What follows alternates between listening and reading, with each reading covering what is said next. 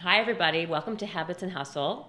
I'm really actually quite excited about today's guest. It is Raif Derrazi. We haven't had anyone like you on our show before.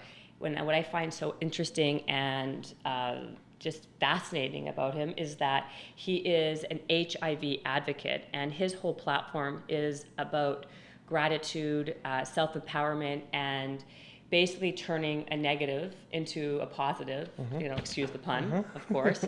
And he just has a really great message and an amazing story that I wanted to share. So thank you, Ray, for coming on. Thank you for having me. It's great to have you. I think what was so, not just, like I said, interesting, is that I think there's so much information that people aren't aware of, me as being one of them, about someone who lives with HIV and having not just a full life, but now you're completely undetectable. Totally. So you have a better chance of living till 100 than I do, and and a lot of other people. So I guess let's just start by telling everyone, what is the difference between HIV and AIDS? Mm-hmm.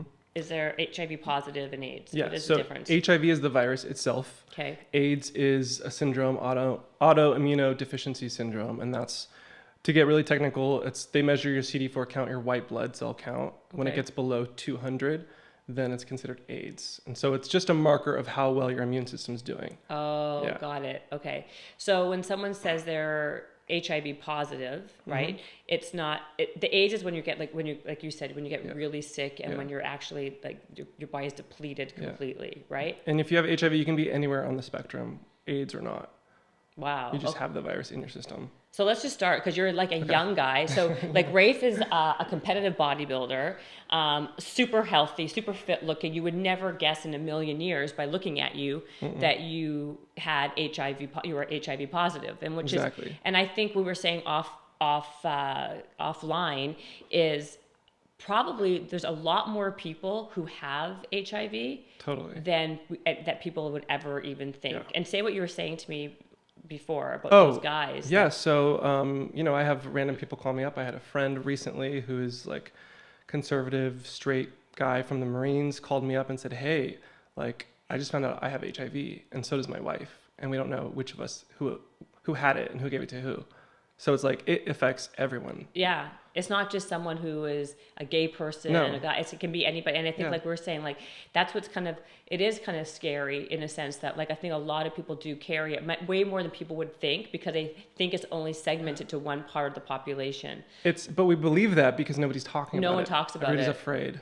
And it's because it's still like, it's still a scary topic. Like for whatever reason, like when I knew you were coming on, I got like a little bit nervous, like, oh my God, because, because there's so much stigma around it. And that's what I love about what you do, is that you basically, we're going to talk about it in a minute, but you literally have turned like what you're diagnosed with like 5, 6, 7 years ago, right? And as a death sentence, so to speak, that most people would think, and you really turn it into a platform to like turning your life around and like living like your best life, to quote Oprah. I literally thought I was going to be dead in 3 years. I was like, okay. Is that the diagnosis they gave you? No, I just didn't know anything about it when they told me. So then tell us how it happened. So you're okay. Go back to 2012, right? Okay. Yeah. So I was in a 3.5-year monogamous committed relationship with another man. And I was just sick all the time. And I got more and more symptoms. I had no idea why. I didn't have health insurance. I couldn't afford health insurance. What kind of sickness? Were you just getting like flu-like symptoms? Or like? So I would have like weird skin rashes. My lymph nodes were swollen. I was exhausted all the time. I was losing weight. I couldn't put on muscle if I tried. And then then what really tipped me off was that I had a sore at the back of my throat. I thought I had strep. And it lasted for months and it wouldn't heal. So I'm like, I got to go see a doctor. So I'm like, if I have to go to county and sit there for 8 hours to see a doctor, I will. So that's what I did. And I never suspected it would be an STI. And so. Did anyone say to you, oh, I think it's, you probably have the flu, you probably have this, you probably have that. And like, they just thought it was whatever. And were you just kind of going about your daily business, right? Like I was trying to, yeah. Yeah. But it was getting to the point where I couldn't really function very well, and I didn't know why. And I was getting down on myself because I'm like, why can't I just operate like a normal human being? Like, were you fine and healthy before like this happened to you? I mean, Like, moderately. okay. Like normal. Like a normal person. Yeah. Okay. And then you go to the doctor. So I and go to then, the doctor and waited 8 hours, and then she's like, let's just do all the tests just to make sure. I came back a week later, sat down in her office, and we had a rapport at that time. We were kind of joking, but the second time I came in, she was completely somber, stared at our monitor, and then I remember she just breathed, looked at me, and said, "You have HIV," and it was like the camera just like, wow. and like my whole life just kind of like, oh my God, I'm gonna be dead in 3 years. This is it. Wow. Okay. I can't even imagine that. So I just started bawling. She's like, I'm going to give you 10 minutes, call somebody. I'm going to leave the office. I'll come back, do your thing. Wow. Yeah. And then then what happens? You know what I mean? So then you kind of took your 10 minutes and then more. Yeah. And then what happened? She said, okay, so next week I'm going to need you to come back. You're going to go to the HIV clinic. The specialists are there. She's like, don't be alarmed. Don't be worried, because you're going to see a lot of really sick people and a lot of homeless people, because a lot of homeless people get HIV as well. Why is that? Because of probably needle sharing and just unprotected sex and just the whole slew of being in that position. Now, besides having your boyfriend, were you also having a lot of unprotected sex, or only with him at that time? And then go on. Sorry, I mean I've got all these questions. Okay, and then so ironically, my appointment to go to the clinic was on my birthday. And so I went in, I was sitting in the waiting room by myself, and this nurse comes by. He's like 6'3", tats, piercings, big gruff guy. And he goes, "Hey, you know why you're here, right?" And I go, "Yeah, because I have HIV." And he goes, "You got way more than that, kid. You got full-blown AIDS." And then just walked away. And I was like, are you serious? So you actually had AIDS, not even just, you were down to the depletion. Full-blown AIDS, yeah. And then my doctor came in, who came in to see me and was like, "It's your birthday." Like, oh my God. How skinny were you? I mean, I wasn't like gaunt like you see in the movies. Yeah. I just was the skinniest I personally had ever been. In my arms, you could just see it. Okay. And you're still with the same guy though, right? You were still dating. Did you guys break up? Oh yeah, we've broken up since. No. But at the time, we were together. When you found out you had AIDS. Him, yeah, okay. He got tested, found out he had AIDS as well. So both of you have AIDS now. But yeah. He didn't have. Did he have the same symptoms as you when you went to He did have some weird symptoms, but like, for example, he had shingles, randomly had a shingles breakout, and we're like, that's weird, but whatever, people get shingles when they're older, maybe he got it young. Right. So, but he wasn't as like down as I was, right, energy wise. Wow. Okay. Yeah. So is it possible that he could have got it from you? It is possible. And it's also possible that I could have gotten it from him. There's no way of... He told me he tested negative when we got together. I tested negative. So there's no specific way. It was probably in the window period for one of us that it's not detectable. Wow. So you think do you think, could he have been lying to you that he was? Sure. Yeah. I mean, after that, I found out that he was cheating. The whole time, or just like I don't know. I just know that he was like all over the internet talking to guys, and had someone at our apartment while I was away shooting a web series for a week. And my God. That's when I was like, wow. Okay. Then how did you take that and then turn it into something like how did you take that fact that you found you have AIDS, and then now cut to, now, or even, very soon after, become like this, Mr. Positive Holly, and with a platform and a competitive bodybuilder and everything else, then what happens? So I definitely see the blessing in every experience, negative or otherwise.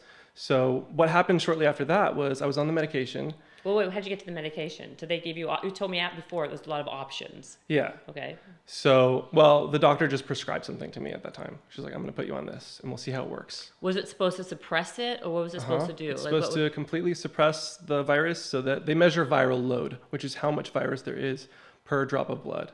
And at that time it was like 52,000 copies per drop of blood in my body.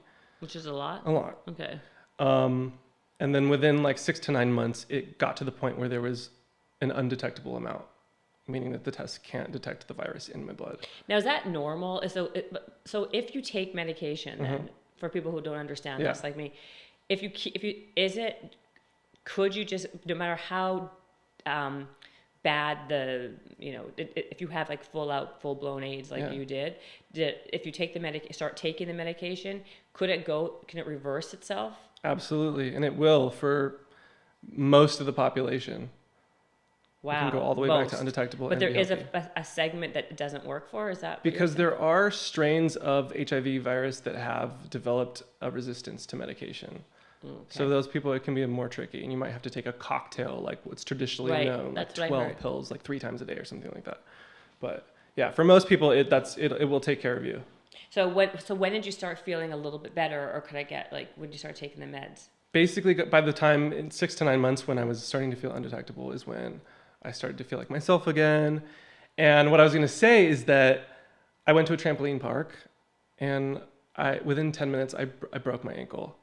And one of the side effects of the medication that I was taking was bone density loss, which I didn't realize. So I think that contributed to my broken ankle. So I was like getting ready to break up with my boyfriend at the time. But at that point I was like, I'm screwed. Like, I'm completely dependent. And so he worked and I stayed at home, and I was just in bed for 5 months. And it was during those 5 months that I noticed there was like, are you familiar with Hay House? It's like a publishing. Yeah. That's with the publishing company. Yeah. So they were doing this like 2-week intensive where it was just like speaker after speaker after speaker for like 6 hours a day. It was all free. So I just immersed myself in that. The Secret, Oprah and Deepak Chopra, their meditation series, just everything. Dream boards, vision boards, goal setting, everything. I just like went inside and just like revamped everything. And that's when I realized this pattern of my whole life was that, as a kid, I was the victim to a lot of like really crappy situations. But then I think I learned to use victim mindset to kind of get my way and get what I wanted as I got older. And that was the thing that crippled me. And getting AIDS was like the moment of manifesting true victimhood. And I was like, I got to change. Something has to change. And that's when I kind of made the switch. So you were saying earlier that you were always the victim because you had a really shitty childhood. What was your background? So I was born in Utrecht, Netherlands. Okay. Most of my family's still there. My biological father was very verbally and physically abusive to my mom, to the point where she thought he would kill her at some point, and kidnap me and take me back to Morocco. So without telling her family anything, where we were going or anything, had no money, she took me and we came to the US. And then we just started. She was like a live-in nanny in Orange County, and I was living with her. And I went by a completely different name. I was going by the name Timmy Zimmer. Everybody that knows me in Orange County since I was a kid knows me as Timmy Zimmer. Timmy Zimmer. Yeah. Seriously. Because Timmy was the most American name that she could think of. And then Zimmer was the man she ended up marrying a year later, his last name. So I was never adopted, but I just went by it. Right. She ended up marrying a man named Zimmer. So that was your stage name, so to speak. And then he was an alcoholic and depressed, very distant. And I was just kind of dealing with all the trauma. So I had a lot of like issues in school, and I was picked on a lot, made fun of. And for what? People called me gay, faggot. I was weird. I didn't know American social norms. I was the outcast. I was like, I think as part of my coping, I was extremely, extremely happy, optimistic kid. Like I saw everything as a Disney movie. And like I believed in just altruistic things, and that kind of separated me from a lot of the other kids. That's interesting that you say that, because you had a victim mentality, you said, but yet you had like a very positive poly. But I was sick every month with the cold and migraines and other ailments, and wasn't going to school a lot because of it. And it was like this weird duality of both things. Yeah. Interesting. And then by the time I was in high school, that's when I really started to deal with everything that I had gone through and coming to terms with being gay. And it got to the point where I was doing drugs and alcohol and attempted suicide. I overdosed on like 30 pills, went to a mental hospital for a week. Really? Yeah, no laces, none of that. Really? Yeah. Wow. It was like Girl Interrupted. Yeah, I was going to say. Totally, it's exactly like that. Wow. Yeah. And then what? And then so this was like the diagnosis of AIDS was like the icing on the cake, so to speak, in a way. After that, I got into church Christianity. I was heavily involved. I was going to go to After the diagnosis. after the attempted suicide. Oh, after because that. I was trying to pull myself out. Okay, so before you even like found out about all that, you were already Yeah. you were trying to transition your brain a little bit, and It's like kind of going from out of high school. I was really into church. Okay. Wanted to go to a Christian university. I'm like, I'm going to turn my life around. Okay. Service to God. Super stoked about it. I was so involved in theater. And then all of a sudden it was like, okay, I got to deal with being gay. And then I had the people that I looked up to in church were like, well, we love you, first of all. Second of all, you weren't born this way and you can change it. So we're going to help you be straight. We're going to do a weekly discipleship. You're going to cut off your communication with your first love, and you're just going to dedicate yourself to like celibacy and to God. And I did that for like 6 months. And then I was like, I'm starting to get depressed again. Like I was. Wow. So I'm like, this isn't right. And it was my stepdad who's like, if you're not happy, like, why are you doing it? Right. I was like, okay. So I told my church that, and I was like, I'm going to just be me. And they're like, okay, that's fine. But then you can't be part of church leadership roles. You can't do theater. And then my university was like, we can't accept you because you're willfully living in sin. So it was like, boom, excommunicated. Oh my I had to start over and like find my identity again. And it was just very, very difficult. And it was like, I was a victim again. Wow. Yeah. Okay. And then so that was basically the story in your head. That's what you're saying. It was always like, it would always go back to the victim. Yeah. And then when you got this diagnosis and then you're in bed for months and months because you were just not feeling good. And were you depressed at that point? I would imagine. I don't remember being depressed. I was just like, this is an opportunity. Right away, you thought that? Like you didn't take a moment to be like, oh shit, this is like a death sentence. I'm gonna be depressed. Yeah, after the diagnosis, yeah. Yes. I thought you meant like when I broke my ankle. When I was diagnosed, I was like, yeah, like I've reached my biggest fear in life. This is the lowest of the low. Wow. And then, okay, so then when you were in bed, then it was because you broke your ankle from the trampoline. Okay. Yeah. And that's when you're like, I'm gonna change everything around. Yeah. Gotcha. Yeah. Okay. And then what did you do? And then from there, so it got to the point where I was healing, but I wasn't quite to the point where I was like, I could walk around and like go back to serving waiting tables again. But I'm like, at the same time, I'm like, okay, I'm making all these realizations, and here I am living with somebody who cheated on me and betrayed my trust. And like, why am I still like compromising myself to be with this person?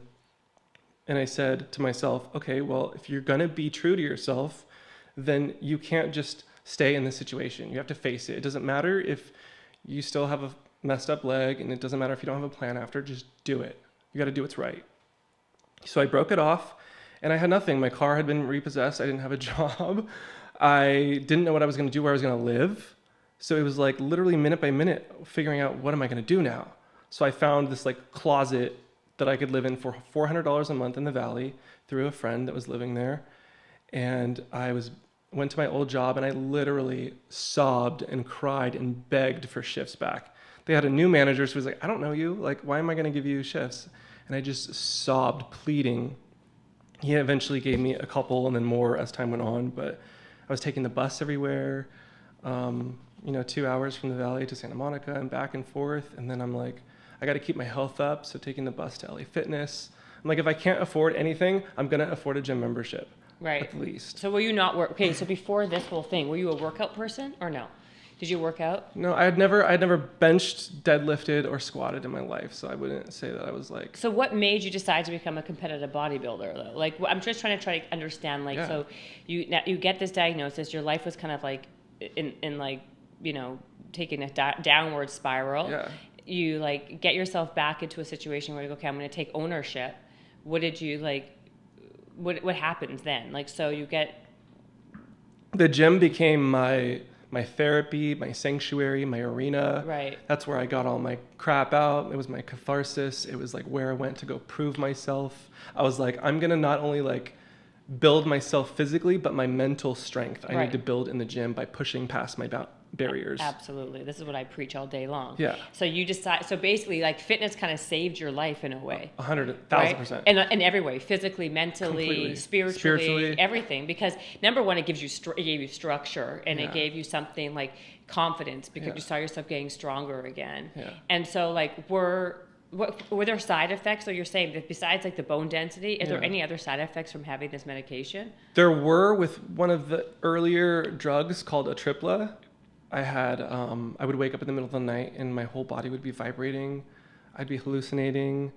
I would get like hot, cold flashes during the day. It felt like there was a cloud in my brain and I couldn't think clearly. Really? I'd get lightheaded, dizzy. Yeah, that was bad. And then it got to the point where my doctor was like, okay, Raif, you need to stop drinking because your liver is like bad, like an so alcoholic. you're still drinking. I wasn't. I'm like, Rochelle, I haven't been drinking at all. And she's like, okay, well then it's the medication. So the medication can be really bad for your liver, or it could be like... It can be, yeah. Wow. How many medications are there? Is there a lot? There's like you're so saying? many, yeah. But this particular one was giving you really bad side effects. And then so they put you on another medication. Yeah. And that was fine. And then everything went back to normal. Okay. And now I'm on medication. I have 0 side effects. 0. None. So, okay, I heard that the medication is very expensive, like thousands of dollars a month. If you were just a lay person going on the market to try to buy HIV medication, it would be average $3,000 a month.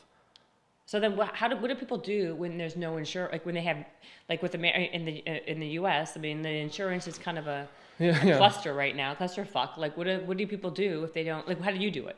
There's a lot of government subsidized and organizations that help people to get on medication. So that basically, if you're living in the U.S., there's no reason why you can't get medication. If you're under a certain cap, you can get it. You can get it for free healthcare coverage.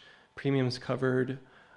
There are so many options in the U.S. for sure. So you can get the medication if you need it. Absolutely. It's paid for. Yeah, it's in the government's interest to make sure that everyone has control. it, of course, Yeah. Absolutely. So then, so you're able to. What I'm so fascinated by is that if you could be that bad, like where you actually now have full blown AIDS, and then you can reverse it. Yeah. I'm like shocked to hear that. It's a miracle. Do people not know that? Like, no, so many people don't know that. I mean, when I was diagnosed with AIDS, my doctor literally said, go home, do not eat anything that's not fully cooked, including eggs, steak, whatever. She's like, do not get a cold. You could end up with pneumonia, end up in the hospital and die. If you get a cold. She's I heard like, that too. You are a petri dish right now. You're completely exposed to everything. Wow. Yeah. But is that true? I mean, if you were not on medication, that would be the truth, though, wouldn't it? It would, no? absolutely. I don't know if I would be living right now. I don't think I would be. I would be dead. Do you think a lot of people have it and just don't know they have it? Absolutely. And then a large proportion of people who have it don't know that they have it. Because in the beginning, there can be no symptoms. And then it just becomes like, okay, and then is there anything that's a precursor to it? That's what I'm always curious. Like a different STD that's a precursor for it? Like if you have like, I don't know, herpes or chlamydia or whatever it is. I'm just making up I believe certain things can make you more susceptible. Like I think I've heard syphilis perhaps. It makes you more susceptible to this. Yeah. But I'm not just sure. because you have one doesn't necessarily mean you have another. That doesn't go like that. No, not at all. And then like the fact that when you say you're undetectable, like does that literally mean like I was saying like if you and I had sex, I know it would never happen for multiples of reasons, but I mean, but like. Well, you are beautiful. Oh, no, thank you. No, you're beautiful, but that's a whole other story. But then does that mean I would just with no protection I'd be fine? Yeah. Yep. Is that 100% serious? Are you sure? I mean, are you like 1,000,000%? So last year, the CDC, as well as WHO, World Health Organization, countless amounts of experts in the field, scientists around the world, everybody, there's a consensus now that there's 0 risk of transmitting HIV if you're undetectable, I believe for 6 months or longer. Wow. And how long have you been undetectable for? Years. Okay, so you got it in 4 years, 2012. How old were you you were 27? I was 27. Okay, so then so how long were you did it take to become undetectable? About 9 months. And then you were so you've been undetectable basically for 6 years. I had a blip, I think a year after that, where I was slightly detectable, and then it went back down. Why? What was the reason? It could have been the medication that I was on or something. I'm not sure. So are you able to, like, do you have a boyfriend now? Or? I don't have a boyfriend. I am open to dating at the moment, but yeah. But are people scared to date you because of it? I know I mean, obviously you're open about it. You're on this freaking podcast, and I'm sure you do a lot of other things. Yeah, but... I'm actually surprised by how many people are open to it, and that those that are hesitant, after I'm able to talk to them about it and like kind of educate them a little bit, then they're like open to it. The percentage of people that are just like, nope, sorry, can't do it is small. But I think that's probably a product of living in West Hollywood and LA, and it's just exactly. You know I mean, but like I think in like the normal. I was just saying that's not the right word, normal, but like outside of your where you live or whatever. Yeah. Like if you went out of town to like Minneapolis, I think people would probably be probably a lot harder fearful, for right? a lot of people. Yeah. So then would you be scared to like since then? Have you had a lot of boyfriends that have not had any kind of who don't have HIV, who are just healthy? I haven't had a lot of relationships, a few small relationships, and most of them were negative. And they're not, so when you have sex, are you like, do you use protection then or no? No, we had unprotected sex. You're totally fine. Yeah. And they're totally not scared? Fine. You know, there is a little reticence in the beginning, but you know, that's something that we work through on an individual basis. Can it happen? I mean, listen, and there's also PrEP. We haven't touched on that at all. Okay, tell me about the PrEP. Okay. So PrEP is basically an HIV medication. It's Truvada. And it's something that you, if you're negative, can take as a precautionary measure. You take it once a day, just like someone who has HIV would take. Okay. And then if you were to have sex with someone who is HIV positive, that acts as a barrier. I think it's like 96% effective. Really? So that's like a double whammy. So people who are in relationships with people who have... would the PrEP work if the person was HIV positive and detectable, though? That's exactly what it's for. Just in case. Okay. Yeah. Okay. I thought like it would be okay. And obviously if it's undetectable. Undetectable, then it's even. But it's a good medication to have if you're in, like you said, it's not just in your community. It could be in a lot of straight people have it. A lot of people so how do people, it's still predominantly though from unprotected sex though. For the most part. Right. And then needles, of course. Yeah. So if you're not like how often is it though? Like in real life. Yeah. If you don't share needles, if you don't have unprotected sex, I mean, what's the chances of getting the other route would be like blood transfusions, organ transfers. So it's not like that. No. And then there's children who get it through breastfeeding, mother has HIV. But you can get it through breastfeeding too. Yeah. Wow. So then, like, what can you not? So basically, can you just do whatever anyone else? Completely, and that's so you're totally normal. Like I said earlier at the beginning, like so it doesn't really deter you from like living your life at all. Exactly, and that's the message that I'm trying to get out there. Right. Yeah. That's so. What is so? So how do you spread that message? Like that platform of like what do you do like day to day? Like give me a little bit of like what your like what you do like to kind of spread this positivity. So the number one thing that I realized when I was like going out into the interwebs and like what information is out there, I'm like, there aren't really faces to this. There aren't people really talking about it openly. And I'm like, this is such a shame because I'm learning all this amazing stuff about it and that I can live a normal life. And I didn't know that. Right. And nobody's talking about it. So I kind of felt a moral imperative to start talking about it, especially since I've become so comfortable with it. So now I've created a YouTube channel where I vlog and talk about living with HIV and everything related to it. And like fitness. What? Give me examples.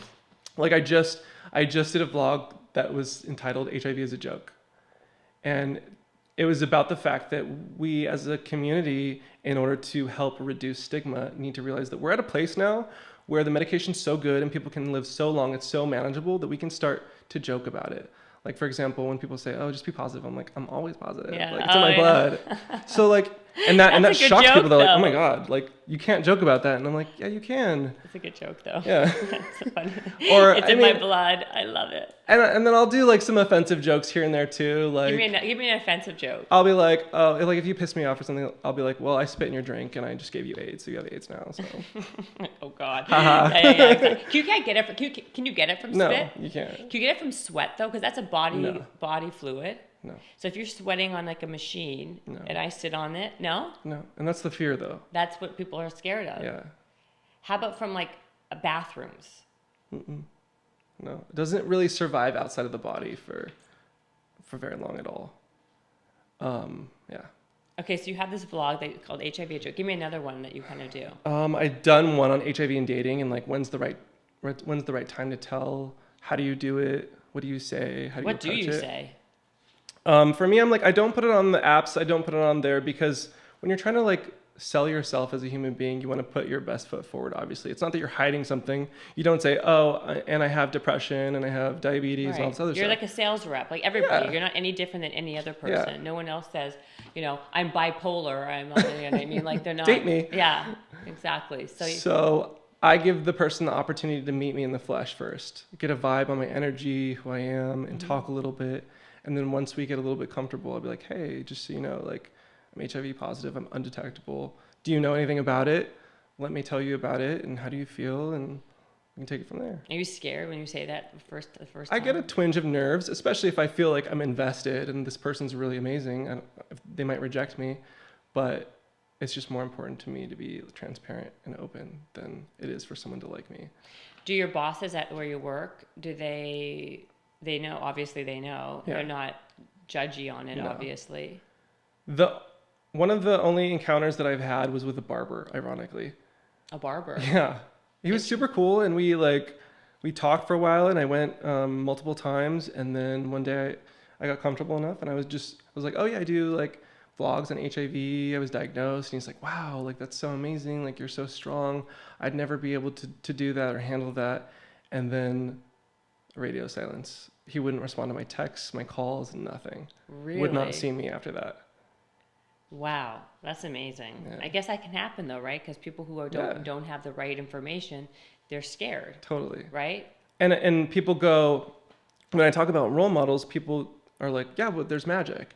And I go, that was 3 decades ago. Yeah. Like, what happened to everybody in between? That's Where is everyone? Where are people my age? Do you know what's really funny? That's the first thing I said to you when you walked in, right? I'm like, Magic Johnson has it, and he's a beast, and he's like, which is great. He's such a great inspiration for anybody, not just people with HIV, but in general, because of how much he's done and accomplished. But you're right. I don't think there's. Oh, and then you have Charlie Sheen. Right. Besides those two, there's not anybody who has like a platform or a positive where they're talking about it regularly and making people feel comfortable. Yeah. Relatable. Our age. Yeah. You know that's what I so mean? true. So I'm like, I will be that. I will fill that void. Right. So what does that mean when you say you will fill that void? Like besides, learning to use gratitude for self-empowerment, changing from a victim to a leader mindset. Like you are using your YouTube, your social media to be promoting that type of mindset. And I use my life story as an example. So I'm extremely open about my sex life, about what I've been through, the things I overcome, and when I fail. And so people can see that and relate and see, I'm just another human being like you, but I'm like not letting HIV define me or constrict me. Right. And I'm grateful in spite of all these seemingly horrible situations. That's what I was going to talk about. Like you're grateful in spite of, right? Because when I was diagnosed, there was a point where I was like, thank you, God, for giving me this. This is a blessing in a way, because it opened my eyes to just realizing that I was living like under autopilot, under something else's control. And thank you for giving me the opportunity to like take my life back. Wow. So I feel that every day. Amazing. And what's amazing is like it does in a way feel like it was kind of the light bulb that had to kind of go off, because your life became exponentially better in a way afterwards, right? Like of all the things I've that you're never doing. been healthier. I've never been happier in my life. Isn't that crazy how that happens? Like from something, this is like an amazing example of from something really negative, really shifting it to something extremely positive. Yeah. And I want to like share that with people and be like, nothing has to hold you back from being happy and living a fulfilling life. Nothing. Yeah. It really is about mindset, and which is what this is why, like, it's a great like way to kind of like segue back into this, because this is what this podcast and what my message and what I try to tell people or talk about all the time. It really all starts and ends in your head. Yeah. It's all about your mindset, and why fitness for you and for me in different ways, was like the vehicle to kind of like really kind of mold your your mentality to be strong and goal oriented, and and push you past with lots of your barrier obviously is HIV, mine's another one, and someone else's another one. But it's about your mindset, and this is what you needed to do to kind of kind of shake you into like a better shift you into like a better life, really. Yeah.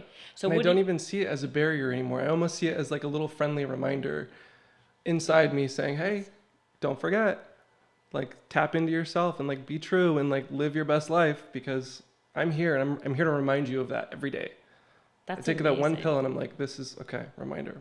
See, I think that's what I also think is amazing. What I love about that is that like that's authentic and real, because you really do have something inside of you that like that you really have something that could have gone the other direction.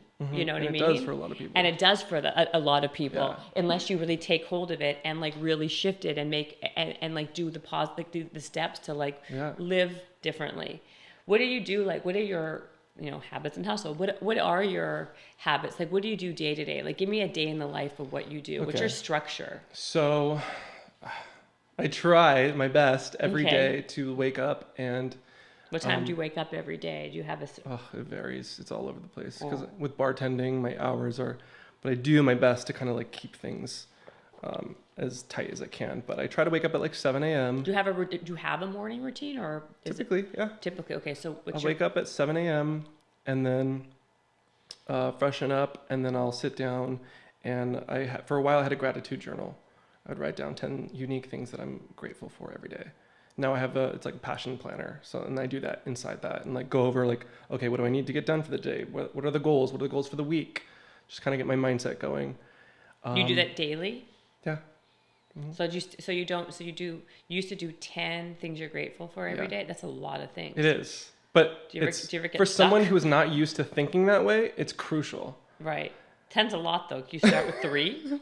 Can some people start with like 2 maybe? You could, but you need to challenge yourself. Can't they like kind of like, move, progress into 10 maybe? The thing is, I think at the beginning, people like judge themselves and criticize themselves and like this is not a good thing to be grateful for, or this is just too generic, or this is the wrong thing. It's like you just got to let it flow and just like, I'm grateful for the fact that I just breathed right now. Right. Amazing. Like, it's like take away the judgment of it and just start writing. Yeah. And it could be small little things that you're grateful for. It doesn't have to be these like grandiose big things. And it just gets your heart open and your mind flowing freely. I like that. Okay, what else then? Take my dog out, let him do his business, and then usually I'm just like excited to get to the gym.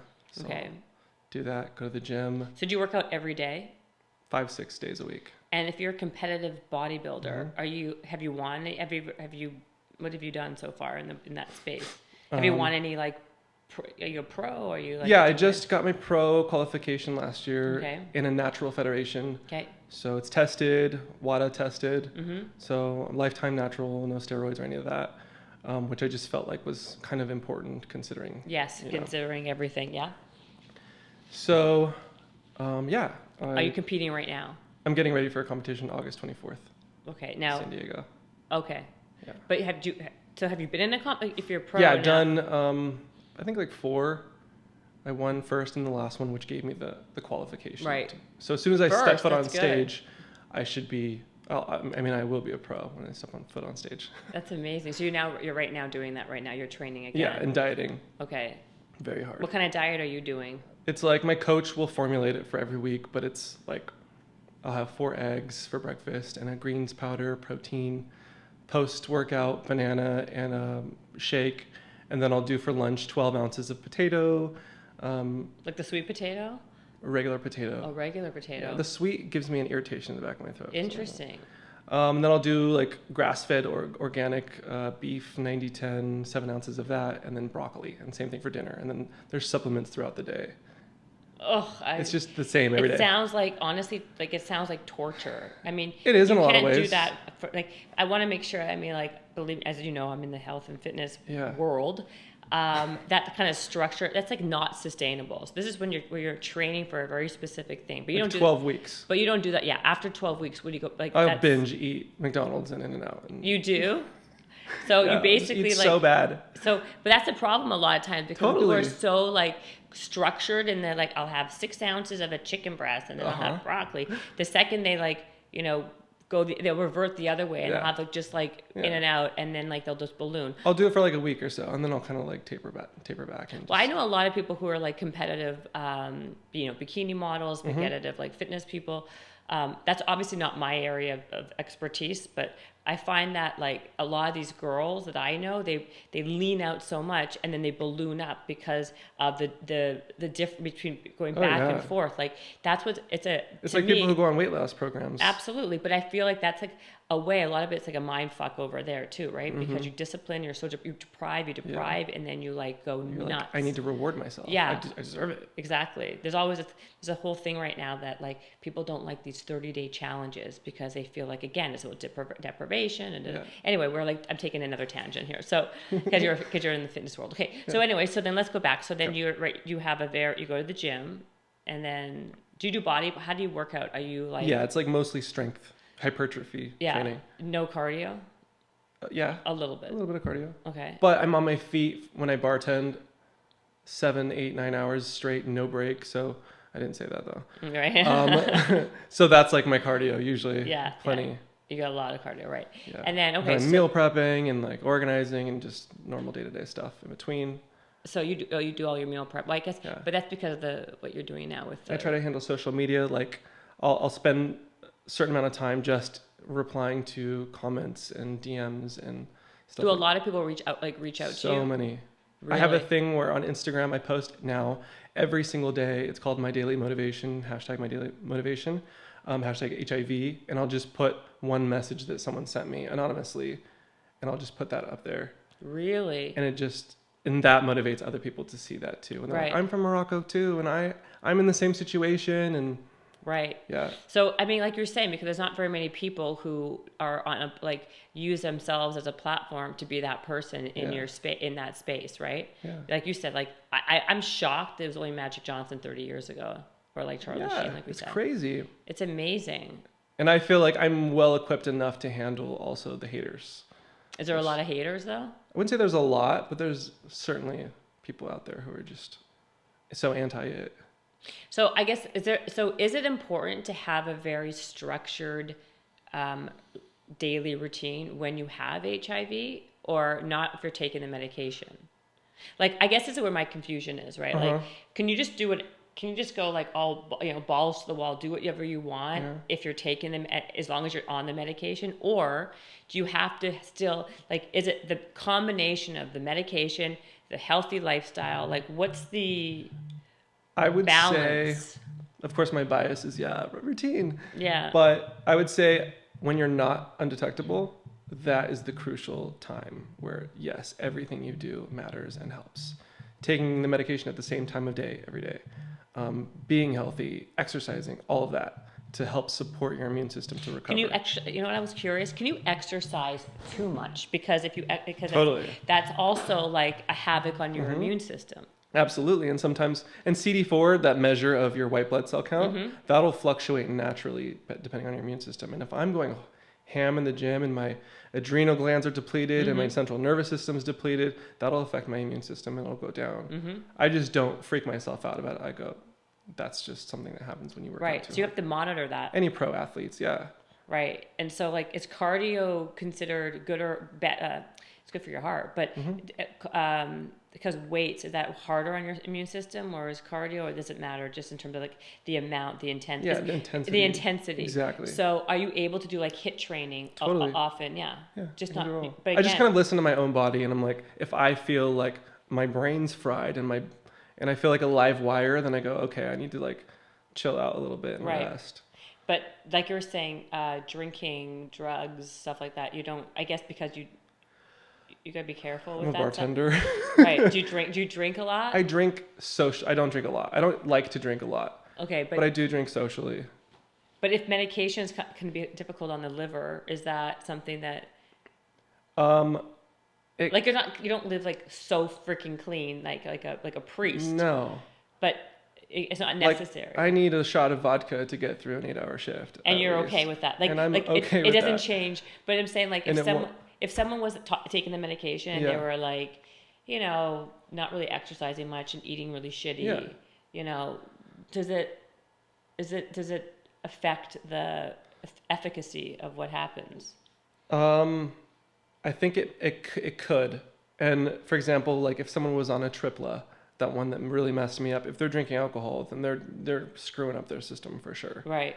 But a lot of the newer medications now are so easy on the body and very non-toxic. Wow. Yeah. Wow. Okay. So is there any kind of like unique rituals that you do?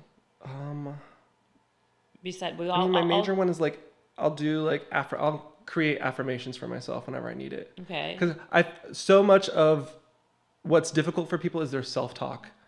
It'll be like in your head, you just don't even realize you're on autopilot going, God, I'm so tired. Oh, I'm so over this. I don't want to do this. I don't want to do this. I don't want to do this. You don't even realize you're saying that to yourself. Right. So if I realize it, I'll just go, no, like, okay, what's an affirmation?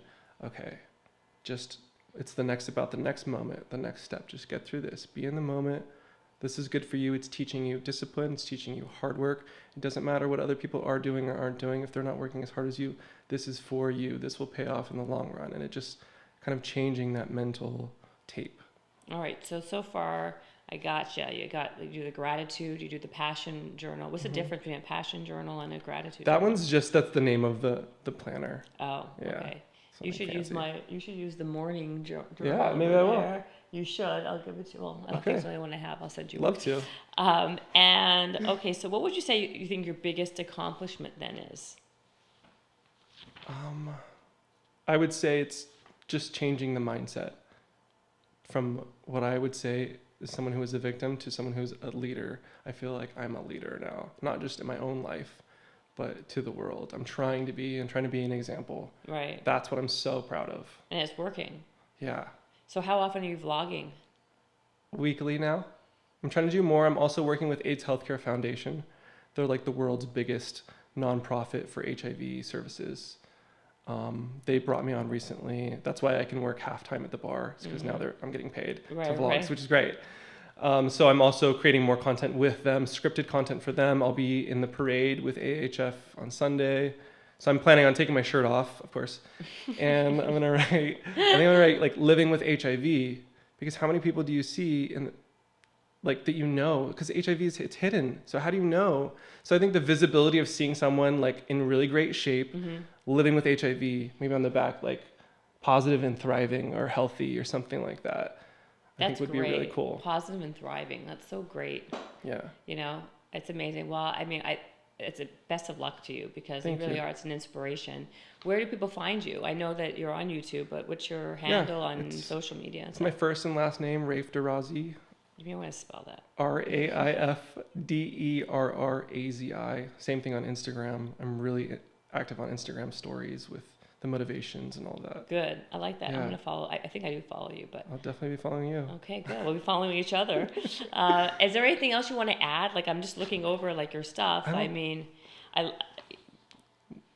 We covered a lot. I think we covered a lot. It was really good. So, yeah. Okay, well, listen. Now you guys know how to find Raif. He is definitely an inspiration, and he is a prime example of like turning a negative into a positive. Ba-dum-bum. And you guys should follow him because of his motivation and just because his all-around goodness of a guy. Thank you so much for coming on. Thank you so much. Thank you. Bye-bye, everybody.